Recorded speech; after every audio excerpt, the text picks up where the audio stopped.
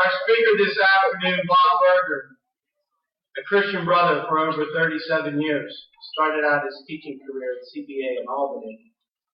After a year in the hollowed halls of Roosevelt in Skaneateles, New York, Bob spent 9 years teaching at CBA Lincroft. His current ministry of 23 years is at Manhattan College, where he has served in the capacities of Associate Professor of Theology, Resident Hall Director, and Vice President for Student Life. Bob's concentration in religious studies are in Hebrew Scriptures, morality, religious tradition and practices, and Lassallian studies. In addition to all this, Bob has edited a volume, Ministry and Spirituality in the Time of John Baptist de La Salle, as well as publishing articles in Review for Religious, Listening/Journal of Religion and Culture, and the Christian Brothers Seminar Series. That is not enough. Brother Robert has found the time to assist men and women in the ministry of spiritual direction and directed retreats. Brother Robert is also a faculty member of the Lassallian Leadership Institute, known for his charismatic appeal to his students, as well as his quick and dry wit amongst colleagues and the brothers alike. It is with great pleasure, get ready, Brother Joe, say cheeseburger for our Brother Robert Berger.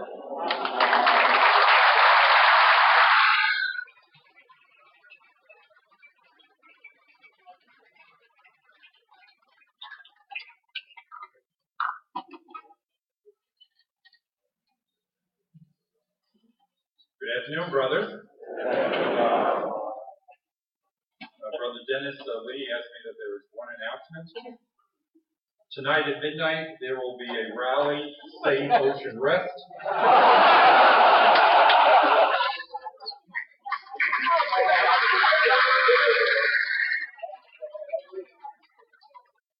Under Brother Dennis Malloy's window. All are cordially welcome. Last week on the boardwalk of Ocean City, I noticed that a number of the shops had the same sign: hair extensions, feather extensions. Being somewhat challenged in the hair department, I decided to inquire about the feather extensions.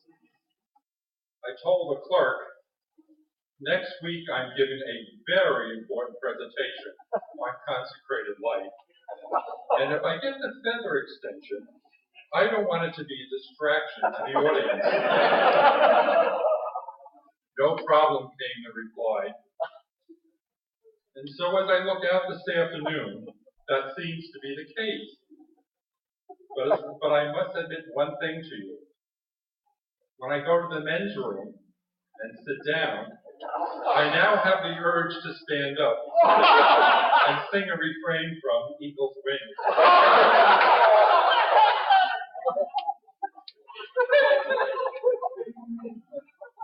Oh, you want this taped?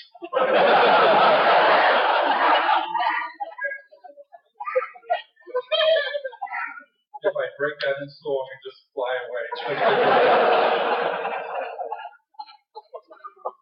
Brothers, I am honored to share some thoughts with you this afternoon.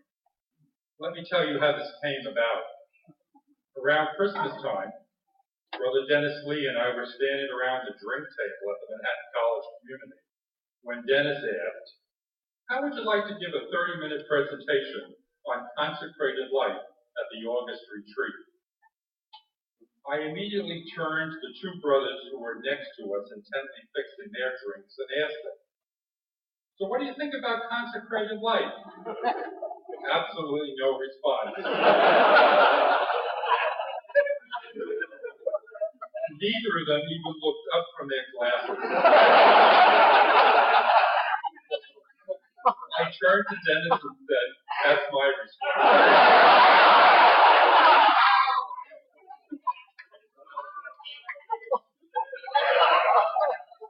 But our Dennis does not give up. We were seated. He kept pressing the issue.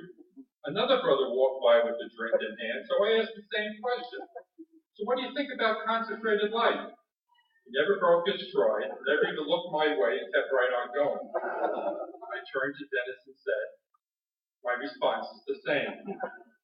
And so now I have 29 minutes.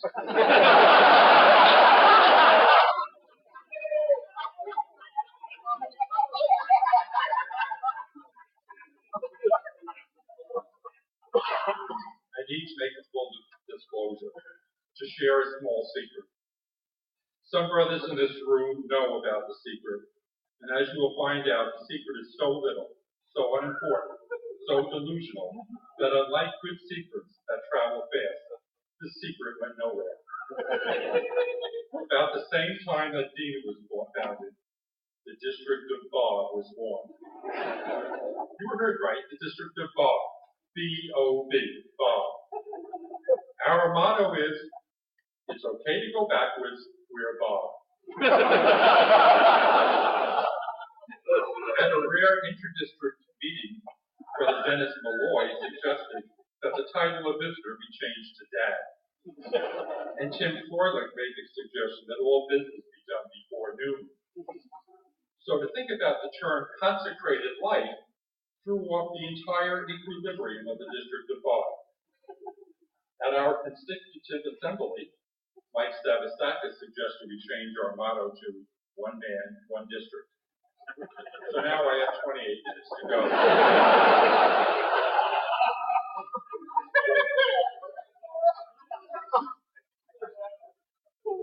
As we continue to think about consecrated life,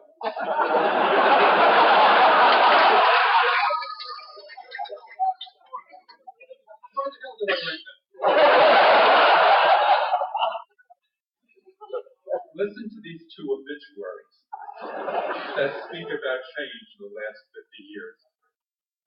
Obituary 1960.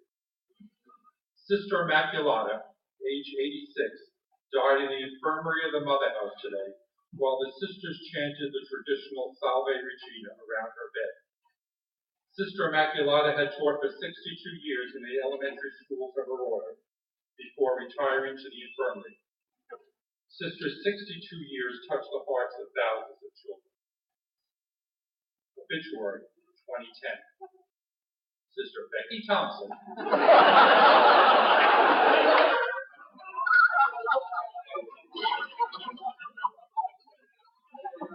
Age 86. Died during a sensitivity session at the community center, while the other three members of her order looked on in surprise.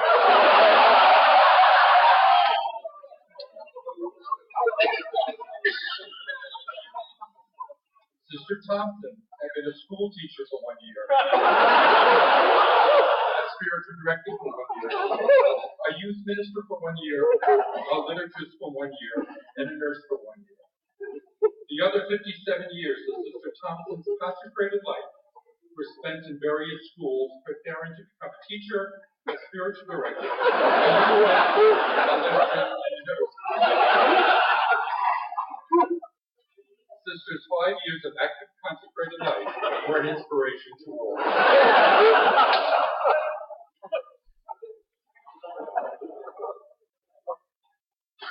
Consecrated life has changed. And yet there are ancient roots, as we are reminded in the opening of Jeremiah. Before I shaped you in the womb, I knew all about you. Before you saw the light of day, I had holy plans for you. A prophet to the nations. That's what I had in mind for you. Well, that pre-womb and womb imagery is wonderful. But let's ask the question. If God shaped us in the womb, how does God shape us in the world today? If God had plans for us in the womb, what happened to those plans? What are those holy plans all about? Among us are men who at one end of the spectrum have been consecrated for 60 or more years. At the other end of the spectrum, there are those who are hours away from their first vow ceremony. And then there are a myriad of men who are somewhere in between. Our story of consecrated life can be told in a tale called The Three Wise Men. This legend says that the wise men were of different ages. Casper was a very young man, Balthasar was in his middle years, and Melchior was an old man. When they arrived at Bethlehem, the three of them took themselves to the cave of the Savior's birth, and they went in one at a time. When Melchior, the old man, went into the cave, there was no one there but a very old man, his age, with whom he was quickly at home. They spoke together of memory and of gratitude. The middle-aged Balthasar encountered a middle-aged teacher when he went into the cave, and they talked passionately of leadership and responsibility. When the young Casper entered, he met a young prophet, and they spoke words of reform and promise. When they had all gone outside after going in one by one, the three of them took their gifts and went in together. And when they went in together, nobody was there but a 12-day-old baby. Later on, they understood. The Savior speaks to every stage of life. The old hear the call to integrity and wisdom. The middle-aged hear the call to generativity and responsibility. And the young hear the call to identity and intimacy. We come here as old men, middle-aged men, and young men. When we are at our best, vocation means our deepest desire meets the world's greatest need. We come here as men who live out our consecration in different ways in a variety of circumstances. But we all have a common denominator. Each of us is an ordinary man with an extraordinary vocation. Each of us is an ordinary man with extraordinary vocation. But if you think about it, I wonder how many of our students have a mirror image of that understanding of consecration. How many of our students see us as extraordinary men with an ordinary vocation? How did the reality of an ordinary man with an extraordinary vocation evolve into an extraordinary man with an ordinary vocation? How has this come about in our lifetime? Do they see in us that one of the miracles of consecration is that it plunges the brother directly into the heart of mystery? The tendency in the last few decades since Vatican II has been to downplay the extraordinary nature of religious vocation in order to emphasize the universal call to holiness. An oversimplification of that universal call to holiness implies that since any Christian way of life is holy, you must be a very extraordinary person if you choose the consecrated life. In our situation, the universal call to holiness implies that since the dignity of a Christian teacher is holy, you must be a very extraordinary man if you choose to join the Brothers of the Christian Schools. Didn't the Institute of the Brothers of the Christian Schools spend over 3 centuries educating the laity? Vatican II clearly challenged an educated laity that it was their moment to continue this charism of Christian education so greatly needed in a fractured world. But here comes the truth, or here comes the rub. After all is said and done, why give up marriage, career, and independence if you don't have to? For the past 50 years, many of us have stopped living in extraordinarily large communities, wearing extraordinary clothes, and doing extraordinary work. In recent days, we have instead been living in simpler and smaller communities, often wearing plain clothes and ministering as a small part of the workforce rather than nearly the entire workforce with key leadership positions. The rightness or wrongness of those choices is not an issue on this retreat. The issue we need to look at during this time together is whether we have given young people and our colleagues the impression that we are extraordinary people who do ordinary things. The impression of consecrated life is misleading. That impression is misleading. Sometimes we need to restore the insight, and somehow we need to do it, that the consecrated life of a brother of the Christian schools is an extraordinary vocation that is given to ordinary men. We all heard stories, or perhaps years ago experienced, the famed recruiter who would visit school after school bringing boys to the junior or to the novitiate. Pre-Vatican II years were heady years as recruiters looked for extraordinary young men whom Christ was calling to do ordinary things. Recruitment for consecrated life was in full operational mode. Brothers probably implicitly asked the question, how can we find these extraordinary young men, and what can we do to recruit them?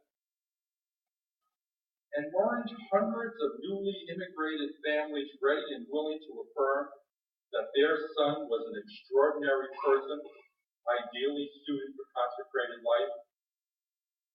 But with Vatican II, we, like most religious communities of consecrated men and women, moved vocation promotion from recruitment to discernment. Today, we are looking for ordinary men who can do extraordinary things. How can we help ordinary Christian men discern the call of Christ in their lives?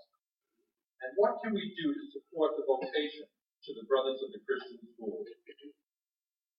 As we think about consecrated life on this part of the retreat, let us step outside our own institute and briefly look at two other communities, one relatively new and another with roots that are centuries old. The New Jerusalem community is now a worldwide reality founded after Vatican II.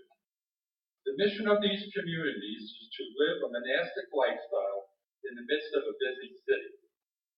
The sisters, brothers, and priests live in small communities and seek secular employment within a large city, and gather for communal midday prayer and late afternoon liturgy open to the entire city. Another type of consecrated life has its roots from centuries of tradition, like the Charter House, as you might have seen in the 2007 movie, Into the Great Silence. Recently, I asked my class to go as a group and visit each community. The New Jerusalem community consisted of robed women and men who gradually entered the church in the middle of a noisy and busy city to chant the midday office for about 30 minutes. The Charter House, physically a few miles away and yet totally a different world, is a huge monastery that originally was founded by the Carthusians, but in 1959 was transferred to a community of 39 Benedictine monks, who numbered 6 in 2010 and 4 in 2011. Two different forms of consecrated life, one new and growing, the other old and near death. Desperate for a final exam question, I did what you would do. I used the old compare and contrast format. I asked my students this question: compare and contrast what you experienced at the visit of the New Jerusalem community and to the Charter House. Be specific. Listen to some of their answers. Listen to what their initial impressions were about consecrated life. Tom wrote, both communities had open courtyards, private places to pray, beautiful surroundings, but why were the monks at the monastery so grumpy? Stephanie observed, the monastery was closed off and was definitely built to keep people out, while the New Jerusalem community was right in the middle of the city. Both places were beautiful and spiritual, but the monastery was cold and spooky, while the other was welcoming and active.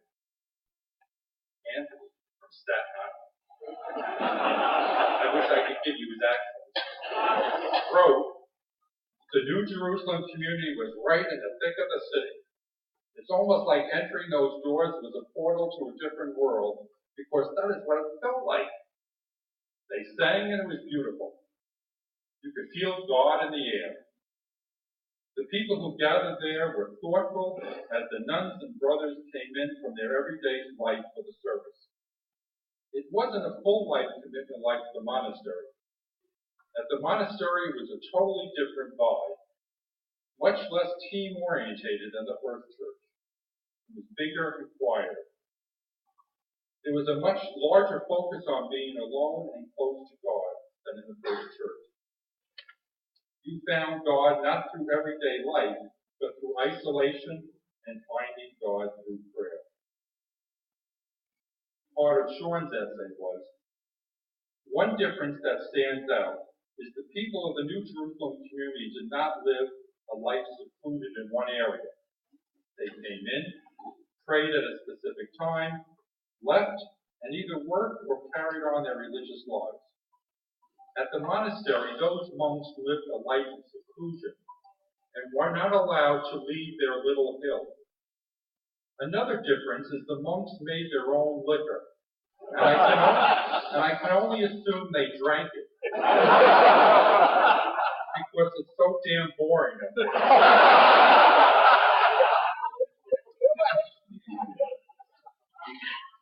I gave Sean a transfer application to LaSalle.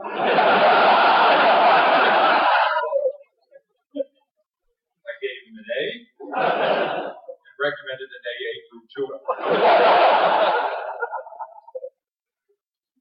Alessandra observed the religious at the New Jerusalem community had absolutely beautiful voices, and I was blown away by their ranges and how beautifully they prayed.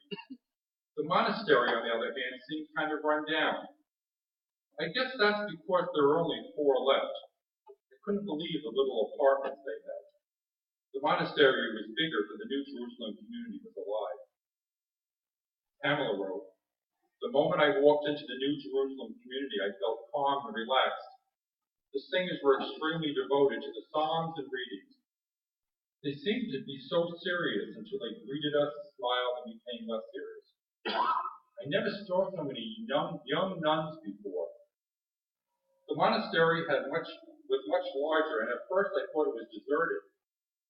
Although I can never imagine living like the Benedictines, I would love to be able to visit at times to pray, meditate, and enjoy the beautiful nature. The people I saw in the New Jerusalem community appeared to be happy, and also lived outside the church. It seemed as if some were going to lunch and some to work. On the other hand, the men we saw in the monastery, that was their life.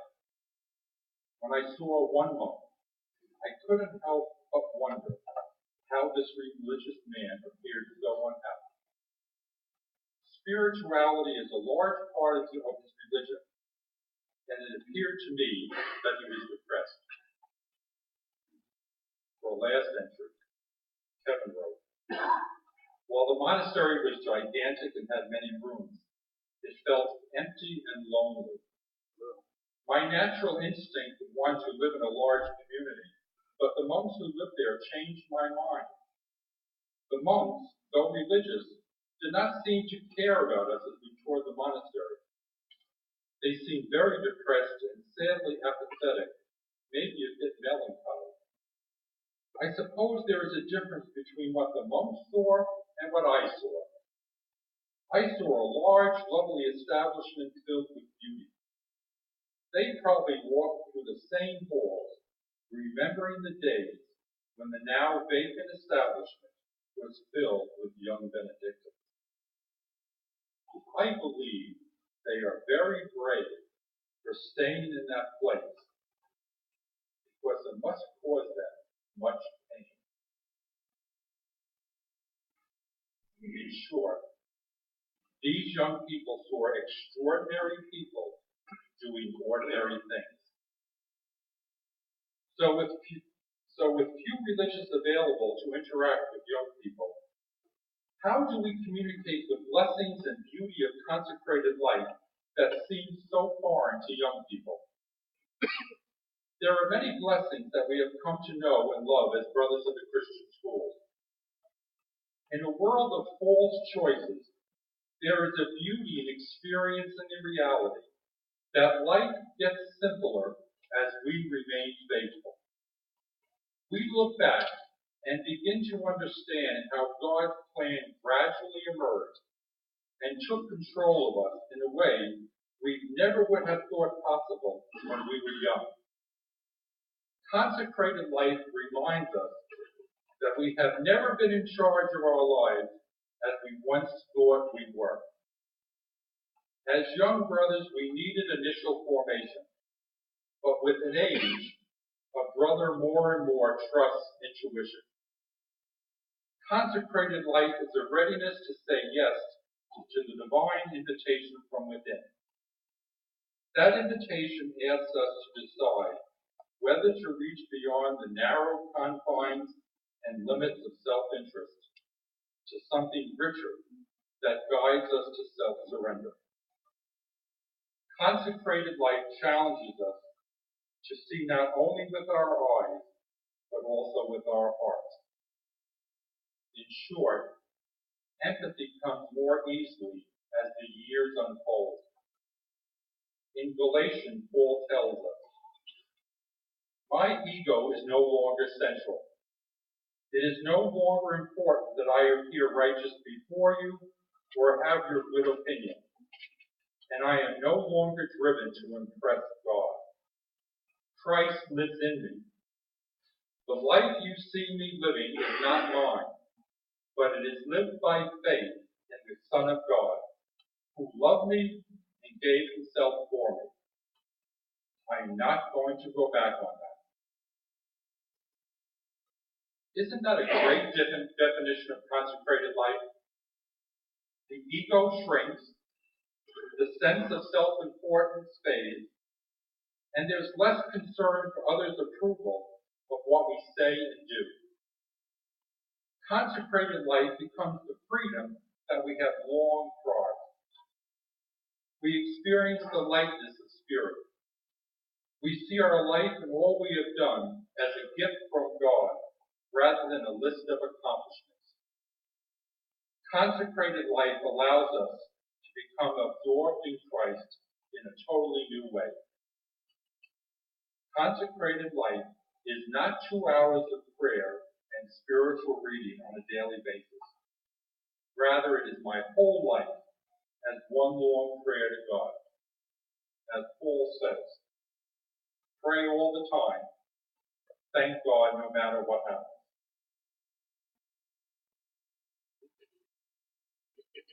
Our vocation as brothers of the Christian schools is the one we love, not because we think it is the best vocation in the church, but because it is the one God has willed for each one of us.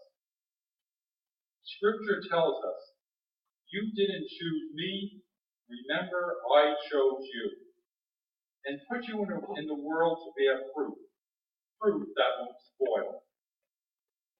Consecrated life is at once my will and God's will. None of us entered the brothers blindly. May we never live it blindly. God chose it for each one of us when God's knowledge of my choice moved me to choose it for myself. In consecrated life, we are called to the place in which God wills to do us the most good.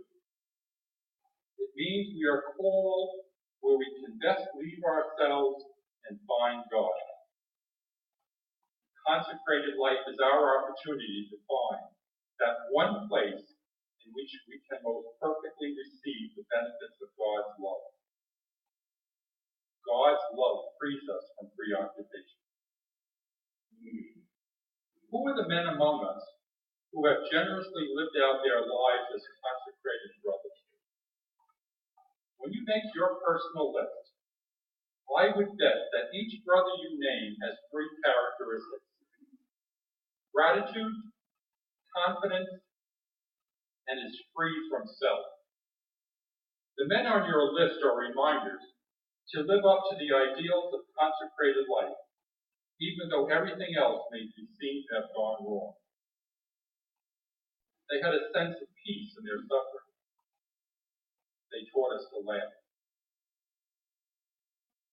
Our vocation as brothers of the Christian schools is the one we love because of the men we have lived with in community and the people we have worked with in ministry. But death comes all too frequently these days. Bit by bit, it comes to us that we will never again hear the laughter of a certain brother. This one gift of friendship is forever locked against us. But no one can replace that brother. Old friends cannot be created out of hand. Nothing can match the treasure of common memories, of trials endured forever together, of disagreements and reconciliation and generous emotion. It is ridiculous, having planted an acorn in the morning, to expect that afternoon to sit in the shade of the oak. So life goes on.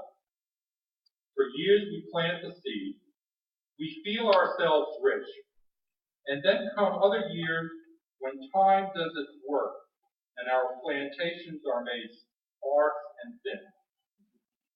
One by one, our brothers slip away, deprive us of their shade. Brothers, past and present, form a cloud of witnesses, and the best among us show us a spirit of gratitude, a spirit of confidence, and a spirit of freedom. After 37 years as a brother of the Christian schools, here's what I see. As consecrated brothers, we need to differentiate Christian brother spirituality and Lassallean spirituality. Lassallean spirituality refers to John Baptist de La Salle's overall spirituality, whereas a Christian brother spirituality involves the spirituality of the Institute itself, based on our rule and its governance. If we agree that we are ordinary men capable of doing extraordinary things, together and by association, then we need to take discernment seriously.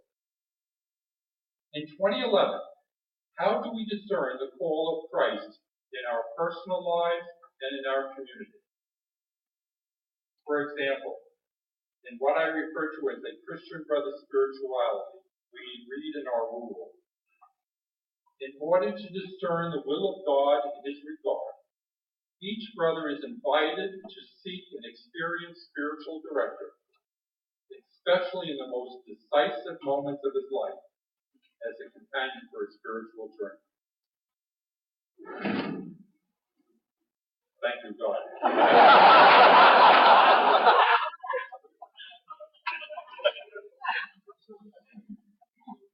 This is a powerful invitation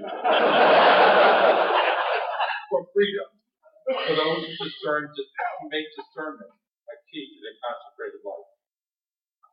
For the past 50 years, every institute and every district chapter has challenged us to shift our culture. Recruitment to consecrated life is over. Discernment still seeks a place at our table. Let me suggest that elements of our culture have already firmly seated themselves quite comfortably at our table, and we have spent much time and energy entertaining them. The bold gesture, preoccupation with self, the busyness of multitasking, the speed of cyberspace, the promise of branding, the lure of novelty, and the never-ending search for the wow factor that is part of every architect's presentation to us. Where is Christ? Where is the Christ of Luke's Gospel who says, I've come to start a fire on this earth, how I wish it was blazing right now. Last week, a brother beautifully and simply summed up consecrated life when he said, being on fire to work with young people. Fire is at the core of our consecrated life, and discernment fans the quiet embers of God's communication into flame. The Christ who wants a place at our table, and dare I say, who wants the center place at our table, reminds us this week, I came so you can live real and eternal life, more and better than you ever dreamed of. What kind of brother does Christ really want you to be in 2011? Do we have the courage to state the question? That's discernment. That is what we ask young men to struggle with if we see consecrated life as ordinary men who do extraordinary things. When we gather together, as we do this week, we proclaim that Christ is the center of our consecrated life. How do we take up that challenge with all the skills at our disposal as well as our weaknesses? Where is Christ? Christ is with us when we dare to share our deepest hopes and fears with each other. It is no easy task. Christ is with us when we are on fire to work with young people. Christ is with us as we age and do what we can while we can still do it. Christ is with us when we help young men discern that they too can do extraordinary things together and by association in the midst of giants who have gone before them and who are still with them. Christ is the center of our consecrated life when we are present to one another at simple moments and at not too simple moments. Christ is present, yet hidden in all those countless selfless moments of brothers who generously work behind the scenes to ensure that our institute, our district, and our communities run smoothly. Christ is in our midst when a brother leaves his comfort zone to minister in a foreign land, or when he opts not to enter the comfort zone of retirement, but instead decides to continue ministry in a middle school, a high school, a college, or an agency. We celebrate with those who rejoice, and we reach out to those who are lonely and in need of care. This is our consecrated life. This is our brotherhood. Where in your life is that fire that Christ came to start?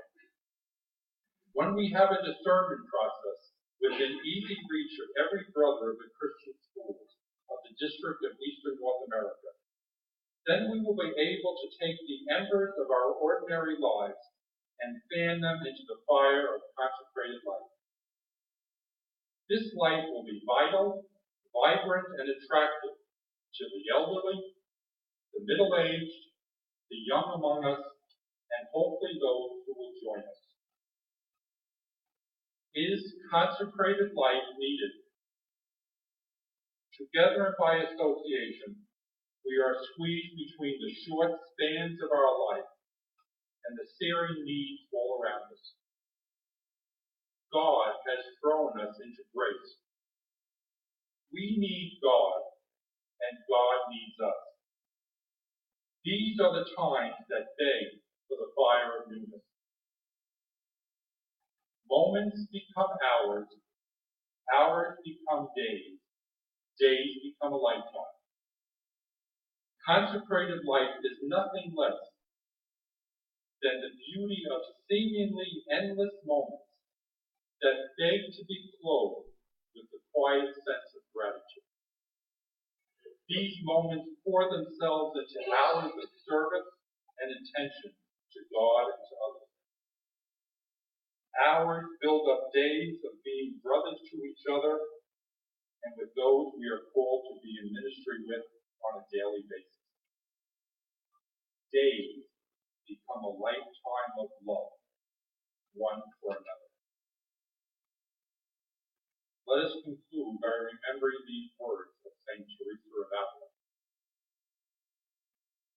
Christ has no body now on earth but yours.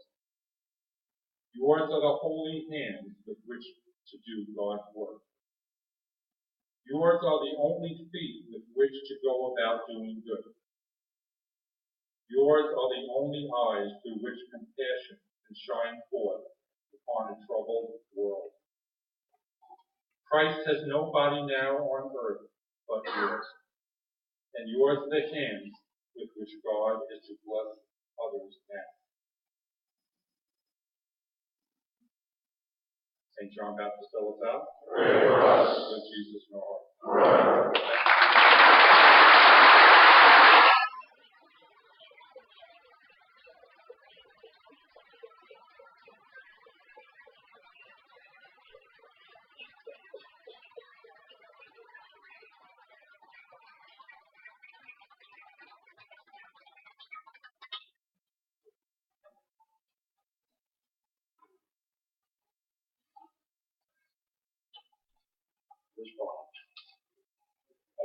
Bob, thank you very much. I just wanted to tell you before we move into our next section that during your wonderful talk, I received on my iPhone a text from Brother Alvaro, and he said to say to you, well, first of all, he wanted to thank Phil DeRita for streaming the video of this presentation to him at the Mother House. And secondly, he was very touched by your story of drinks at Manhattan College. And thirdly, that he was inspired by Mike Andreko's introduction of you and grateful to learn that among your many, many talents is spiritual direction, and that he happens to know in a little village in South Nigeria a tribal chieftain who is in need of some spiritual direction. I want you to leave your comfort zone, Bob. Well, thank you very much, Bob, for a wonderful presentation. And at this time, I would like to invite to the stage our presenters from throughout the day, beginning with Sean Salmon, Dennis Malloy, Bob Berger, and Bill Mann. You please come to the table here on the stage. And brothers, as these brothers are coming up onto the stage, what we're going to be doing now for the next 20 minutes, 30 minutes, you have heard from these brothers speak to you in a very inspiring way, and maybe in some ways some provocative ways, and this is your opportunity to respond to them. We have a microphone that will be roaming around the room, and if you have any questions or comments that you would care to share with any of the brothers who spoke this morning or this afternoon, we invite you to do so. So at this time, we're going to give you a second to think of your provocative question, and then we're going to have a microphone here that will be available for you to ask a question. And please indicate which brother you would like to direct your comments or question to.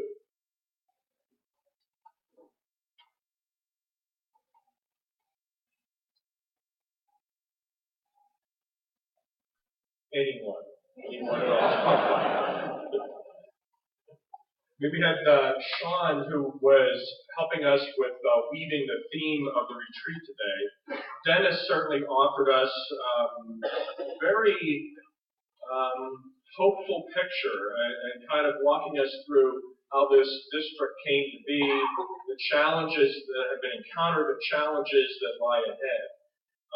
And then Bill was very inspirational in his reliance on what he has learned, even not only in his years as Vicar General and prior to that, but also, more importantly, perhaps his years at St. Mary's in Winona, and how that has kind of informed his thinking about what it means to be a brother today.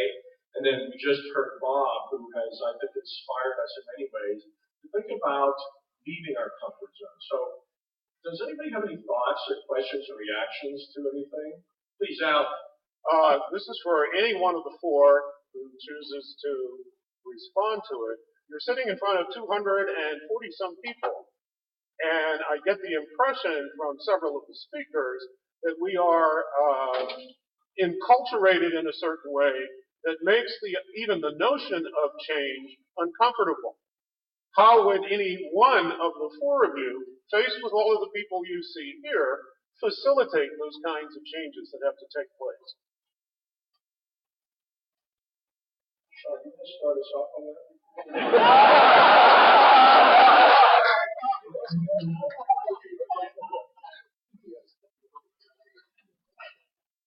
Primarily, I think the first thing we have to do is to admit that we don't want to change.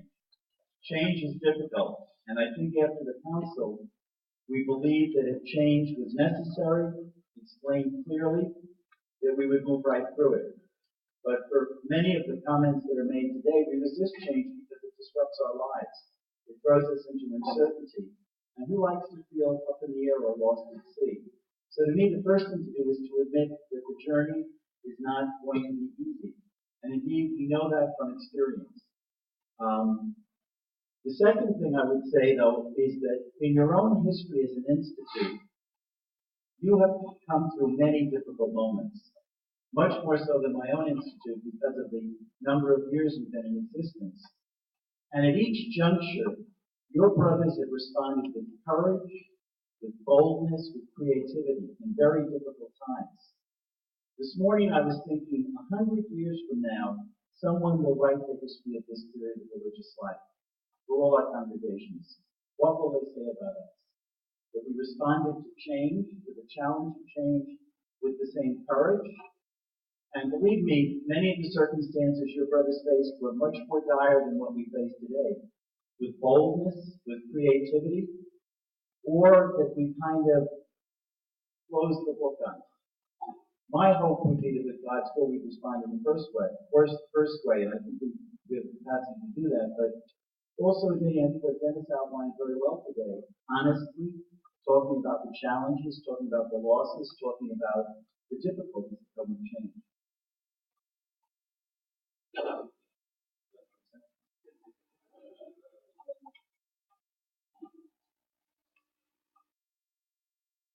I don't think it's me right now who's trying to motivate myself to change. I found the last 4 years trying to live authentically and work in relationship authentically in the places that I am. The thing that's provoking the change in me. And I moved in to community in Long Island with 4 other people, and I really tried to live and to be open to that reality. At 60 years old, it was invited to do things I hadn't done for a very long time.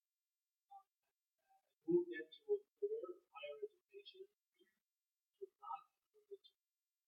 University, higher education, rest. Just trying to grow where I was practiced, to be alive and interactive and relational. When I sit down with 14 or 15 brothers that you know of, we try to say this process. I would love the people who have no idea that the table in Rome that we should do a big Brothers Today process. And if they tell you that there's times the last 3 years, who knows what this like? But it really was. That we were going to have a recollection, not because I wanted to have a recollection, but somehow it happened. I decided I was going to drive through a snowstorm to be there. Because the brothers I lived with were doing it. Or sitting down with 6 people in my cabinet of vice presidents, married and single, all lay, men and women, Jews, Lutherans, and Catholics, trying to deal with the reality of all this happening in this country. So I'm not just trying to motivate. I think life is motivating me, us to change. I just have to try to stay open. I don't have a problem. I think it's been happening to me more than somebody else motivating my willingness to change.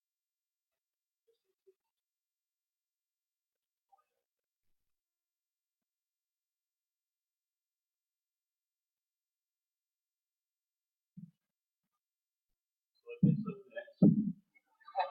good question. I think it has to do with the basic question: what is it we choose? What do we choose for our house and our family? We choose life, or do we choose death? And I think in gatherings like these, the experiences that we've had leading up to this moment, we have been, I think, really small brothers very beautifully for the past 6, 7, 8 years. Because I think we're concerned to be life, to have life, and to have it abundant, and to give life, and to give it abundant. I think our challenge is at the end of our lives as a brother, we want to be pretty used up. That beautiful musical reflection this morning, that song, I give myself away. And I thought about that as we were listening to it, and found it to be very moving. The constant refrain, give myself away, give myself away. And you look at this audience, brother, and I look at your balding head and your gray hair, and some of you, maybe you get away. There are men who have lived their lives generously and spent themselves in service to the mission. I think it's a great impulse that we share individually and collectively. We need to do that. And I think perhaps sometimes we just need to get our heart to get our courage to we still have an accent. There was some line, maybe it was a line that Bill talked about today. The old girl still has plenty of fire in her belly. And I think that's so. I think we all believe in it.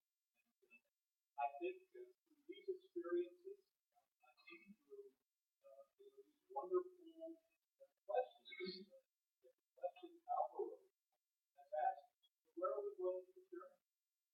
Where are we willing to journey? Recognize that it's not just an outward journey, it is also this inward journey that involves today. We have an incredible potential capacity and ability to create new works, create new energy, to evolve our lives. I think we just need to kind of get our muscles up a little bit for this week.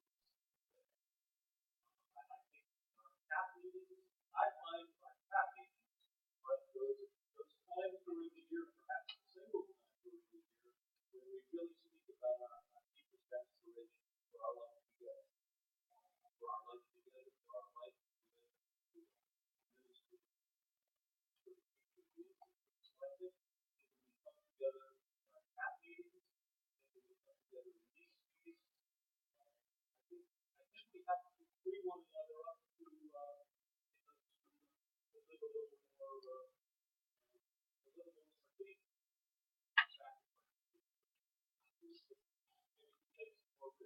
Part of that is really letting go of many of the things that we have. You can't have a future where there's new life. We're not also going to let go of many of the things that are part of our life. We can't hold on to that. So we have to feel okay about that. Decide what is the future that we can, what are the new things, what are the things that are really possible that we have to do.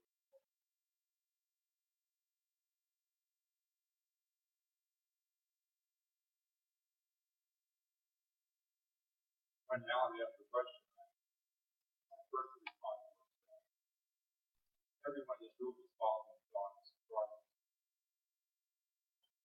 When we were younger, we were kind of mapping out what we thought our vocation would be in terms of brother. And I think we're all surprised where we are today. And when I was in initial formation, I don't remember many brothers saying, that project's going to go to Vietnam.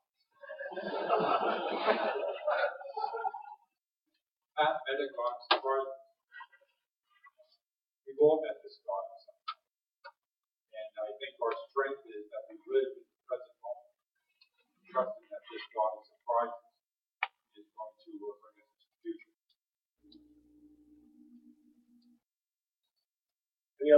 questions, please, Fred. I don't have a question, I have a comment, and I just want to tag on to the Bob said. The theme that I've heard over and over again today, and I'm believing it more and more. And that is my only choice for the education right now. I think at one point I would have liked to have known. And probably was because I had dreams and I wanted those dreams to become reality. I've learned over time, and I've heard it, you all know it, I've heard it through the question that you asked, what do young people see enough that we don't see? That's a question of the present. And I believe that my reality and the reality of the Lasallian world that I love so much depends on my response now. I can't control what things are going to be like 10 years from now, 15 years from now. But I can control what's happening now. And I can ask young men now, come along. And I can ask our colleagues, join this great adventure. I can do that now. I don't know what the future is going to be. 30 years ago, I would be very uncomfortable saying I know the future. Maybe because I have 4 years behind. But still in front, the future is less daunting than at this point. I think we create the future in the present. Thanks, Chris. Any other thoughts, questions, or comments? Please, can't see. Okay.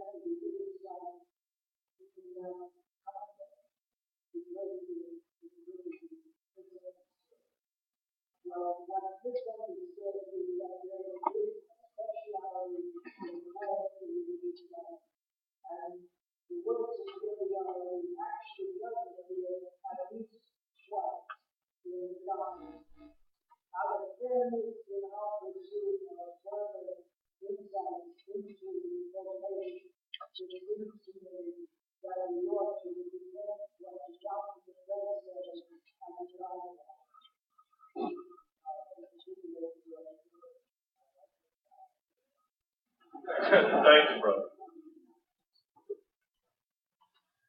Any other questions, thoughts?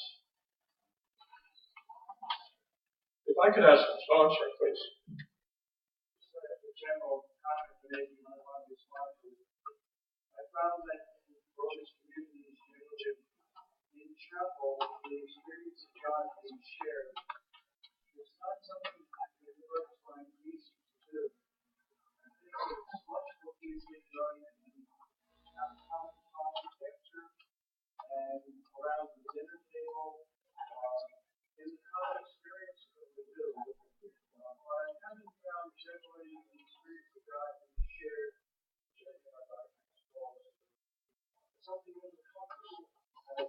prophecy. It's all scripture, right?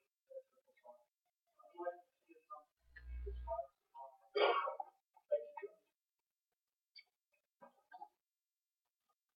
Go ahead, Sean. Thank you. In yours, I went over the summaries of the discussion groups today. It's interesting. Something around that came up, and there's a call for like a new vocabulary. Sometimes I don't think we have the vocabulary to express the experience of faith in those situations, or maybe it's the formality of it. Because the same would be true in my community. Like people in the informal sharing seem to be able to talk more about their spirituality, their experience of Jesus, than when they're kind of called on to do that formally. But part of it, I think, is we struggle with the vocabulary to capture who God is for us. And I mean, I thought what was beautifully done today in the presentations was people were speaking of a life of faith and witnessing to the power of God in their life. I mean, when Bob was talking at the end, when he heard Jesus Christ and all the discussions we have, to speak in that kind of a language, somehow it doesn't occur in the chapel or whatever. One of our brothers said in chapel for ourselves, we shout psalms at one another. This is the way he described our prayer life. Hopefully it's a bit better than that. But I think we have to find a way to be able to do it there, but it's a learning curve. And like I was very touched in the discussion groups that there were challenges you were giving to one another about the whole question of growth, and one was to develop vocabulary in which to speak about the experience of Jesus, because that's what it's all about. I mean, you could say the only thing you need to know about John Baptist de La Salle, the only thing I need to know about Marcel Champagne, is that there were men in love with God. Everything flows from that. Brothers, thank you. With that, we are going to now adjourn, make our way over to the chapel for the liturgy to celebrate our jubilarians and live Jesus in our hearts.